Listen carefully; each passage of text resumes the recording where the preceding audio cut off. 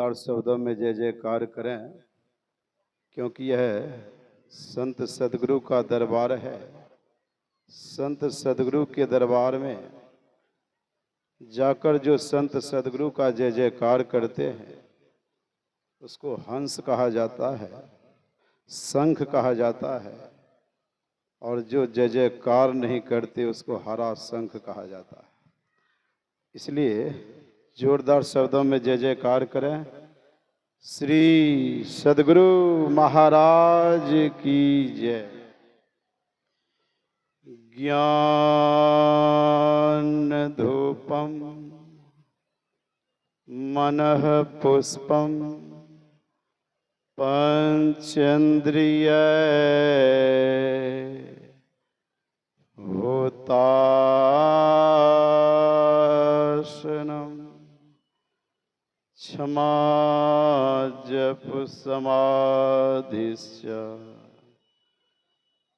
नमः देव निरंजनम अखंडमंडलाकारं व्याप्तं येन चराचरं तत्पदं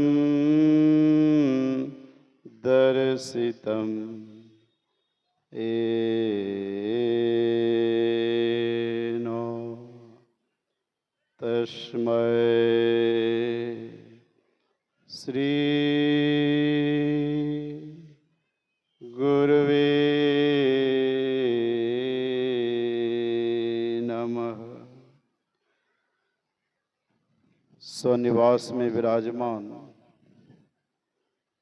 ब्रह्मलीन संत शाही स्वामी जी महाराज के वरद हस्त विशेष कृपा पात्र संत मत के प्रधान आचार्य ब्रह्म ऋषि स्वामी चतुरानंद जी महाराज के श्री चरणों में कोटि सह नमन एवं मंचस्थ पूज्य साधु चरण मानव जीवन का सबसे उत्तम कर्म करने हेतु पधारे हुए सत्संग प्रेमी सज्जनों, माताओं तथा भक्तिमती बहनों, सबों के हृदय मंदिर में विराजमान परम पिता परमात्मा को नमन।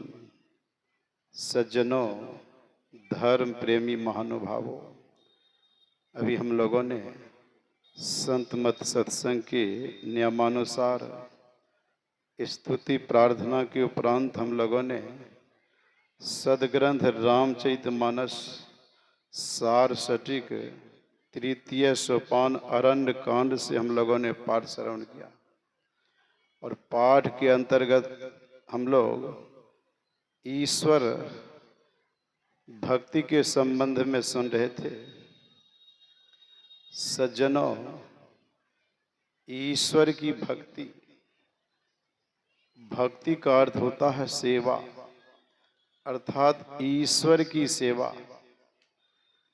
जो ईश्वर की सेवा करते हैं या ईश्वर की भक्ति करते हैं वे ईश्वर के शरण में चले जाते हैं, और जो जीव ईश्वर के शरण में चला जाता है उस जीव के जीवन में कोई कष्ट नहीं रहता है, कोई दुख नहीं रहता है, वे बाधा रहित हो जाते हैं।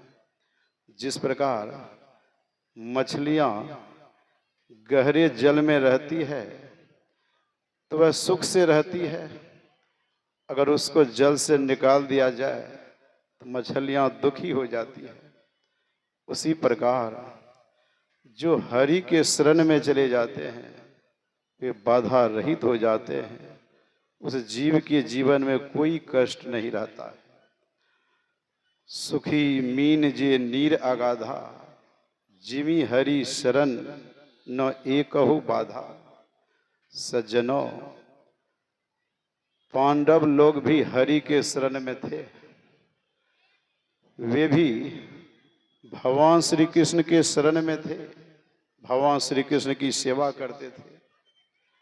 और भगवान श्री कृष्ण भी विपत्ति आने पर उनकी रक्षा करते थे।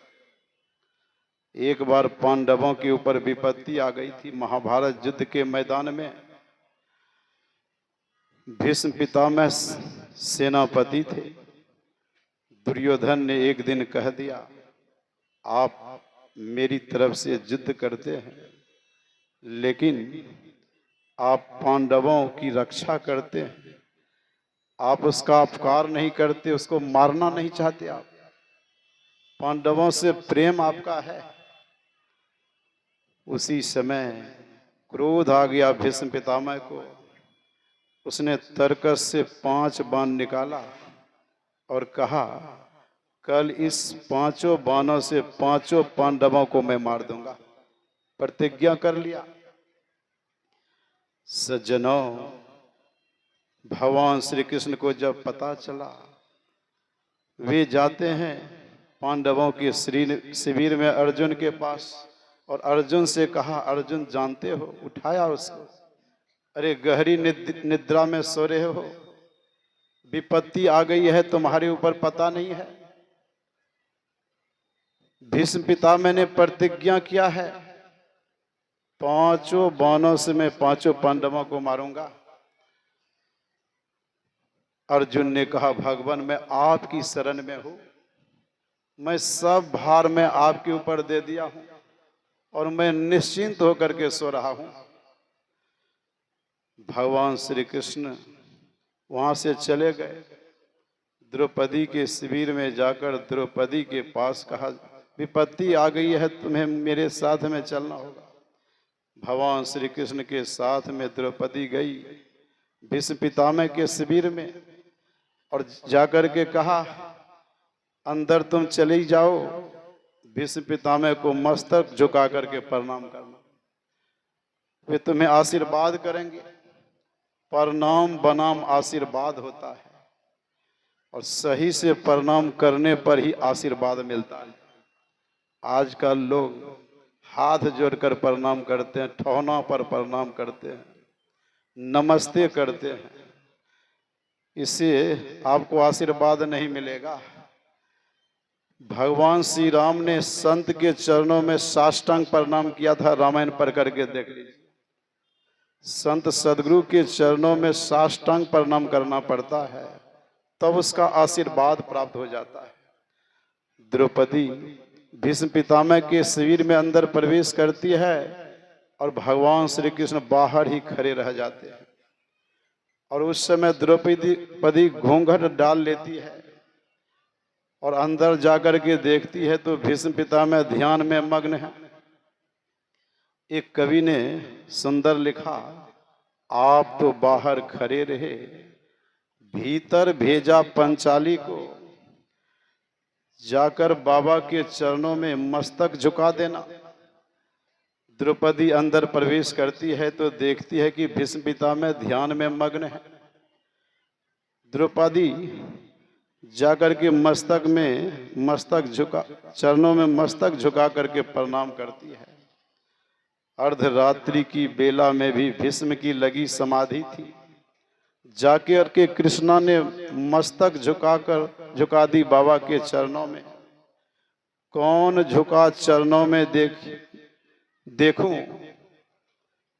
भीष्म पितामह झुक करके देखते हैं कि कौन मेरे चरणों में झुका हुआ है। अर्धरात्रि में देखा सधवा नारी है, उनके तन की रंगी सारी सधवापन को दर्शाती है, इसलिए आशीर्वाद उसके मुंह से निकल गया, सुहागवती भव बेटी, तुम्हारे हाथों की मेहंदी का रंग कभी न छूटे बेटी, सिंदूर से मांग न खाली हो, यह मैं वर देता हूं बेटी, तुम वीर कुमारों वाली। भीष्म पितामह ने आशीर्वाद दे दिया द्रौपदी को, तुम सदा सुहागन रहो। जैसे ही आशीर्वाद दिया भीष्म पितामह ने, द्रौपदी घूंघट ऊपर उठा लेती है और कहती है, बाबा यह क्या बतलाते हो, कल और आज कुछ और कहा, सतव्रता कहलाते हो। मेरे पांचों पतियों में एक भी मारा जाएगा तो बाबा तेरा आशीर्वाद झूठा नहीं कहलाएगा। आप झूठे हो जाएंगे, आशीर्वाद वापस कर लीजिए। द्रौपदी कहती है पांचों पतियों में एक भी मारा जाएगा तो तेरा आशीर्वाद झूठा हो जाएगा। मेरे हाथों की मेहंदी का रंग रहने दो, साड़ी का रंग उड़ाओ ना। सिंदूर में जो मेरी मांग में जो सिंदूर है, बाणों से इसे उड़ाओ ना। भीष्म पितामह हैं जो ध्यान में मग्न थे। आया होश पितामह को, हाथ से माला छूट गई। प्रभु चरणों में लगी हुई चित चोर समाधि टूट गई।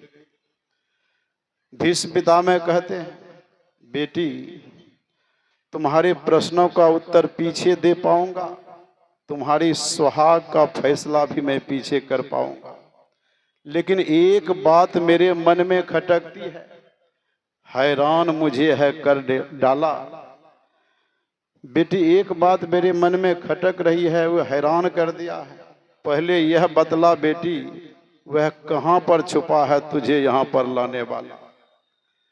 बूढ़ा होने को आया है, अब भी नहीं गई है चोरी। नित नई नीतियां चलती है, तुझसे चोरी मुझसे चोरी। भगवान श्री कृष्ण बूढ़े हो गए, का बूढ़ा हो गया फिर भी नित नई नीतियां चलते हैं और झूठ बोलने की आदत है उसको। भीष्म पितामह ने कहा बेटी, तुमने मेरे वंश को पवित्र कर है डाला, वह पहरा देता होगा विश्व रचाने वाला। उठकर बाबा ने देखा ड्योरी का रंग निराला था। पीताम्बरी चादर ओढ़े कोने में खड़ा बांसुरी वाला था। जाकर प्रभु के चरणों में लिपट गए। कहा छलिया छलने को आया है, भक्तों की रक्षा करने के लिए दासी का वेश बनाया है। कहते हैं द्रौपदी की जूती थी पीताम्बर के कोने में, उर्मे करुणा का भाव लिए लगे पितामह रोने में। भीष्म पितामह रोने लगे। हे भक्त वत्सल भगवान, आप भक्तों की रक्षा करने के लिए उसकी जूती को भी हाथ में उठा लिए, धन्य हैं आप। उसी समय आशीर्वाद दिया भीष्म पितामह, हे द्रुपद सुधा मेरी बेटी, अब यह जीत तुम्हारी है। पांचों पतियों का अब बाल बाका होगा जब रक्षक कृष्ण मुरारी है। सज्जनों, अब विचार कीजिए, भगवान श्री कृष्ण रक्षा करते थे पांडवों का, क्या हाल हो गया। हिमालय में गल करके सभी पांडव लोग नरक चले गए। भीष्म पितामह को भी 2 मुहूर्त तक नरक का सामना करना पड़ा। नरक में अर्जुन चिल्ला रहे थे, हाय भगवान, मैंने आपका दर्शन किया, अब फिर भी मेरी यह हालत है। सज्जनों, विचार कीजिए, जीवन भर दर्शन किया भगवान श्री कृष्ण का और भगवान श्री कृष्ण ने रक्षा भी किया, अब फिर भी अर्जुन को नरक जाना पड़ा, क्या हाल हो गया उसका। सज्जनों, उस समय भगवान श्री कृष्ण चले गए अर्जुन के पास। कहा अर्जुन, तुझे मेरा दर्शन ही नहीं हुआ। अर्जुन ने कहा मैं रथी आप सारथी थे, दुनिया जानती है, फिर भी कहते दर्शन नहीं हुआ।